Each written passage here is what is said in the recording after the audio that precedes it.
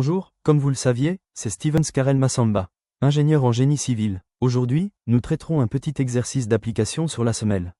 Application. Il nous est demandé ici de déterminer les dimensions géométriques d'une semelle isolée sous un poteau P1. La charge sur la semelle isolée NSR est égale à 0,80 MN. La contraire limite sur le sol égale à 0,5 MPa. Et la section du poteau P1 est de 20 x 20. Première étape, elle consiste à trouver les rapprochés S1 qui est inférieur ou égal à S.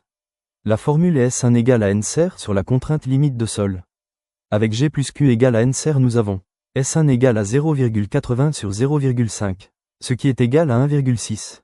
D'où S1 égale à 1,6 m². Après S1, il nous faut trouver A1 et B1. Sur ce A1 étant égal à la racine carrée S1 fois A sur B et B1 étant égal à la racine carrée S1 fois B sur A. Le poteau étant de section carrée, nous avons A égale à B. Ce qui implique que A sur B égale à B sur A, ce qui est égal à 1.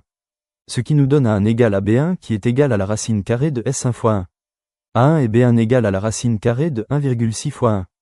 Donc A1 égale à B1 qui est égal à 1,26 m. Deuxième étape. Cette étape consiste à choisir des dimensions de la semelle. Nous avons A qui doit être supérieur ou égal à 1, et B supérieur ou égal B1. Le choix fait est, A égale B égale 1,30 m. Troisième étape, la condition de rigidité. Avec D, compris entre grand B moins petit b sur 4 et grand B moins petit b.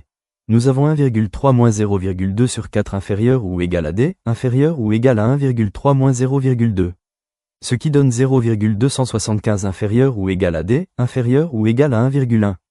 Pour être efficace, économique et faciliter le travail sur le terrain, on prendra D égale à 0,3 m. Hauteur totale, nous avons H égale à D plus 0,05.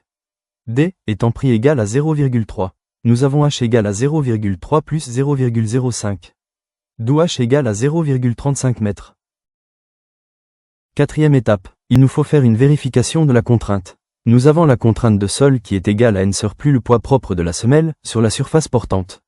Ce qui donne la contrainte de sol égale à 0,80 plus 1,3 fois 1,3 fois 0,35 qui est le volume de la semelle en mètres cubes, fois 25 qui est le poids volumique du béton en kilonewton par mètre cube, divisé par 1000 et le tout divisé par 1,3 fois 1,3. Cela nous donne 0,8 plus 0,0478 sur 1,69 qui est égal à 0,48. La contrainte de sol 0,48 étant inférieure à la contrainte limite de sol qui est égale à 0,5.